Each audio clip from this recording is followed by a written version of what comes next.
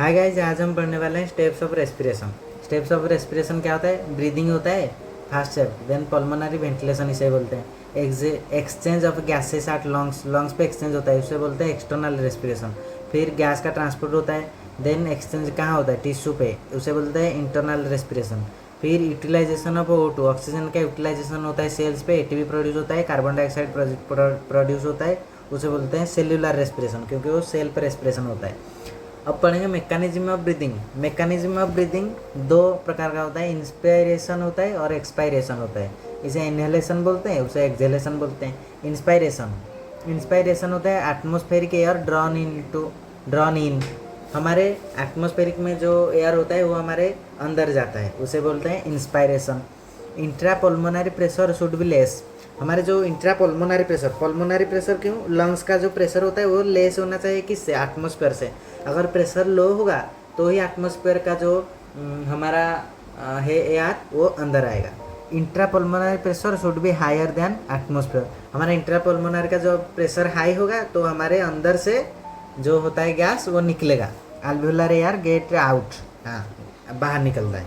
Lungs have negative pressure, lungs में negative pressure होता है, कहाँ पे? इंस्पायरेशन पे। We need to create pressure gradient, हमको प्रेशर ग्रेडियंट क्रिएट करना होता है जब हम क्या करेंगे? Breathing. Volume is inversely proportional to pressure, अगर प्रेशर बढ़ेगा तो वॉल्यूम घटेगा, अगर प्रेशर घटेगा तो वॉल्यूम बढ़ेगा, क्योंकि इन्वर्सली प्रोपोर्शनल होता है, उल्टा होता है।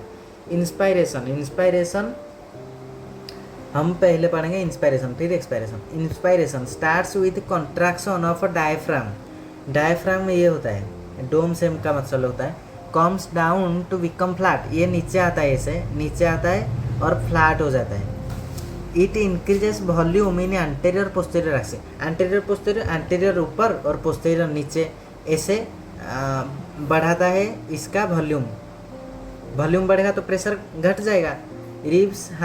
Ribs has set of intercostal muscles, ribs में हमारा इंटरकोस्टल मसल होता है। देखो ये एक रिब, ये एक रिब, ये एक रिब, इसमें ऐसे इंटरकोस्टल मसल्स प्रेजेंट होते हैं। इंटरकोस्टल मसल दो टाइप का होता है, इंटरनल इंटरकोस्टल मसल, फिर एक्सटर्नल इंटरकोस्टल मसल। हम जब इंस्पायरेशन करते हैं तो एक्सटर्नल इंटरकोस्टल मसल जो होता है, एक्सटर्नल जो बाहर वाले होते हैं, जो रिब्स के जो मसल्स होते हैं जो बाहर में प्रेजेंट होते हैं, वो कॉन्ट्रैक्ट करता है। ये क्या करता है? कॉन्ट्रैक्ट करके ये खींचता है किसको? रिब्स को। It pulls ribs and sternums outwards, ये बाहर खींचता है रिब्स को और स्टर्नम को outwards. Therefore volume increases in dorsoventral axis, dorsoventral मतलब आगे और पीछे से, ऐसे एक्सटर्नल इंटरकोस्टल मसल जो होता है वो आगे खींचता है और पीछे खींचता है, इसलिए वॉल्यूम बढ़ता है और प्रेशर घट जाता है। Thus the volume increases and pressure decreases, therefore air enters into lungs. अब एक्सपायरेशन करने के लिए diaphragm and external intercostal muscles relax, diaphragm relax होता है तो डोम से हो जाता है, तो लंग्स ऊपर खिसक जाता है। तो एक्सटर्नल इंटरकोस्टल मसल वो भी रिलैक्स कर देता है, तो रिब्स और स्टर्नम फिर से वापस अपनी जगह आ जाता है, तो वॉल्यूम घट जाता है और प्रेशर बढ़ जाता है। एंड एयर मूव्स आउट, ऐसे ही एयर निकल जाता है।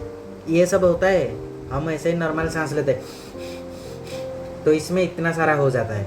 We can increase strength of inspiration and expiration with additional set of muscles in abdomen, हमारे पेट में और भी मसल्स हैं, उनसे हम और भी ज़्यादा हमारे स्ट्रेंथ बढ़ा सकते हैं, इंस्पायरेशन का और एक्सपायरेशन का। ये हमारे एनसीईआरटी पे है। अब हम पढ़ेंगे फोर्सफुली एक्सपायरेशन। हम फोर्सफुली एक्सपायरेशन कैसे कर सकते हैं? हम ऐसे खींच के एकदम छोड़ेंगे सांस, तो इसमें हमारा हेल्प करता है एब्डोमिनल मसल जो हमारे पेट में प्रेजेंट होता है। Internal intercostal muscles. Forcefully expiration के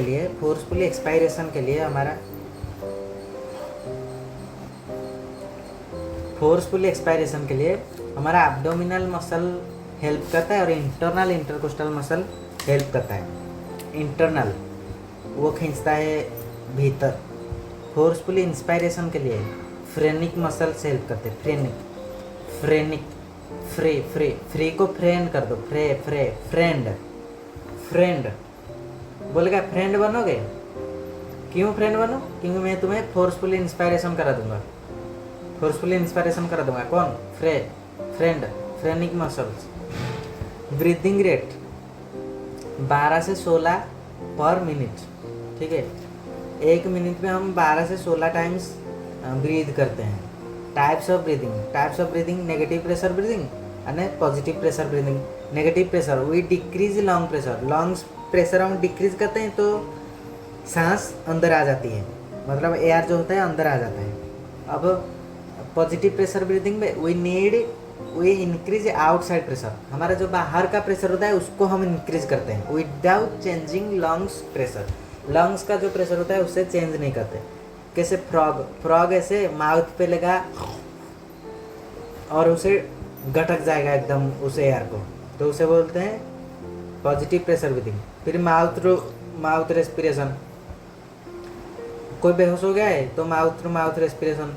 फिर ऑक्सीजन मास्क, जो ऑक्सीजन मास्क होता है उसको एकदम नाक में घुसा देते हैं तो उसका बाहर वाला जो प्रेशर होता है वो बढ़ जाता है, इसीलिए लंग्स पे चला जाता है। तो आज के लिए इतना ही, तो मिलते हैं फिर से और एक नई वीडियो पे नए टॉपिक के साथ। तब तक के लिए गुड बाय, स्टे हैप्पी।